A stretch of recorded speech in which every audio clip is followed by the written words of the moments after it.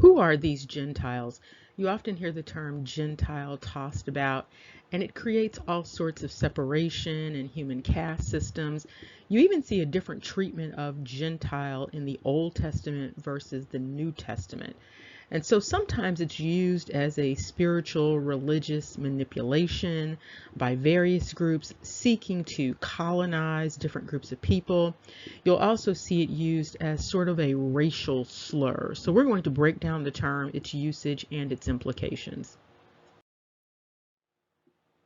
If you were here for our discussion related to Indigenous, this is going to look very familiar to you because Gentile has that same root as Indigenous.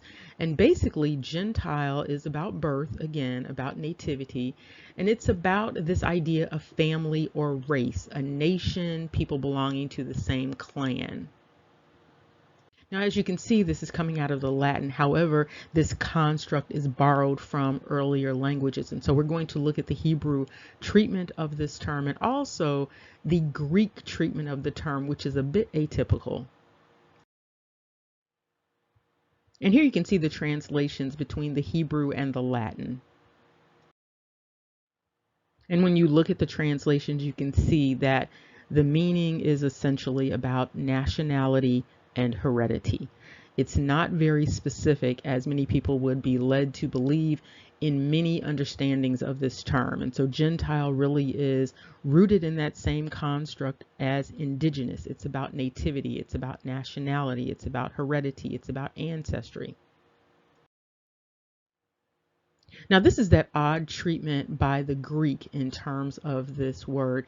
And so you see the construct in the Latin, but when you get into the Greek versus the Hebrew and other languages, you see that it gets very specific. And this is where that caste system dynamic starts to come in. You see a little bit of it in the Old Testament, but you are primarily seeing this dynamic in the New Testament with this Greek treatment. And so you see that in the Greek, it goes beyond just this idea of heredity and nationality, which the root indicates. And it goes into this religious dynamic. And so instead of just nationality or nativity, it starts to focus on religion and spirituality. And so those who are considered Gentiles are those who would be considered heathens, pagans, and Christians. And so as you can see, we're going to go back into the Hebrew, and you can see that this term Gentile translates into goy. And this just basically means nation or people.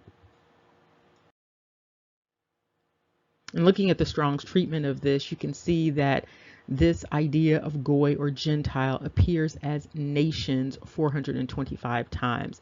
You also have it indicating just people in general, and then every nation, and then interestingly, herds with respect to animals. And here you can see the examples of the use of Gentile inside of the Old Testament.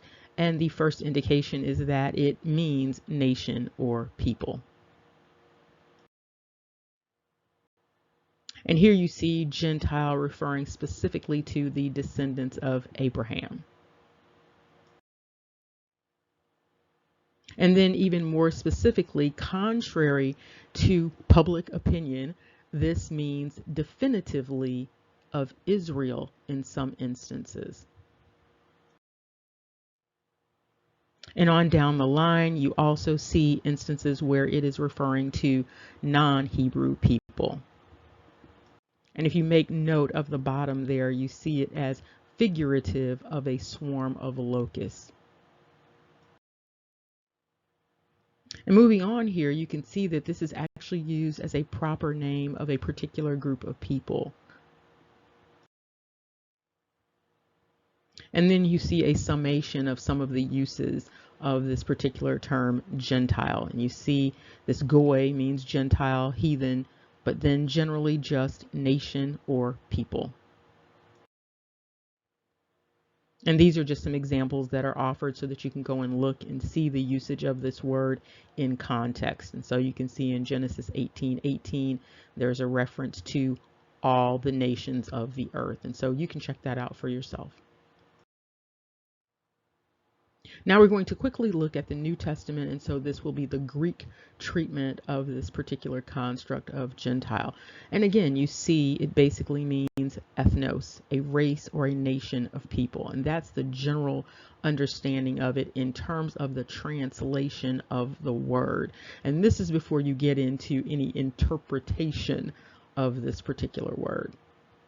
And so you see down in the middle there, right below the definition, you see where there's a usage, and it indicates a race, people, nation, the nations, heathen world, Gentiles. And here you can see that generally speaking, this term, this Gentile construct, ethnos, is about race, nation, people. It's about that nativity. When you see that GEN, you know that it's about a nativity dynamic. And then to another degree, it's about custom and culture. But generally speaking, we're talking about nativity. And so nationality, nation, birth. And you see here that it indicates a multitude associated with people living together, a company, a troop, a swarm.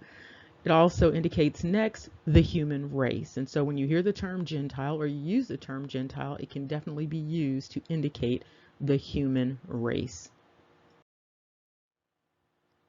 And you can see this continues on. And so the next treatment is race or nation. You can also see that it indicates in some instances foreign nations. You also see another indication where it is referring to Christians. And here you see an indication that this, again, is about race or a tribe specifically. Now, many individuals will, of course, use this to indicate a distinction between those who are considered descendants of Jacob and those who are considered everyone else. However, the general construct is about nativity. The general construct is about birth. The general construct is about nation in general, regardless of what the specific nation happens to be. As we wrap this up, remember our focus in 2022 is on clarity. And so when you hear someone use this term Gentile, call the individual to task to make sure that you understand what it is that they are communicating when they use this term. People should be able to articulate exactly what they mean when they use a particular term.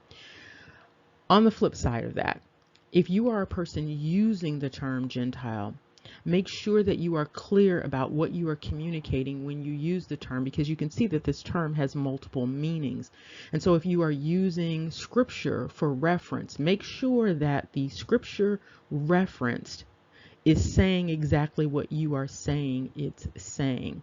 And so with this term Gentile, make sure that there is clarity in terms of its usage, in terms of its communication, in terms of its understanding. Make sure that everyone is on the same page when this term is being used, because this term has multiple meanings, and this term can be used to create a dynamic where people are placed in a sort of caste system. If that's what you're intending when you're communicating it, then fine, but make sure that you are clear about what you are communicating. And also make sure to communicate whether you are using exegesis or eisegesis in communicating about this term. Remember, knowledge is power. Take care. See you soon.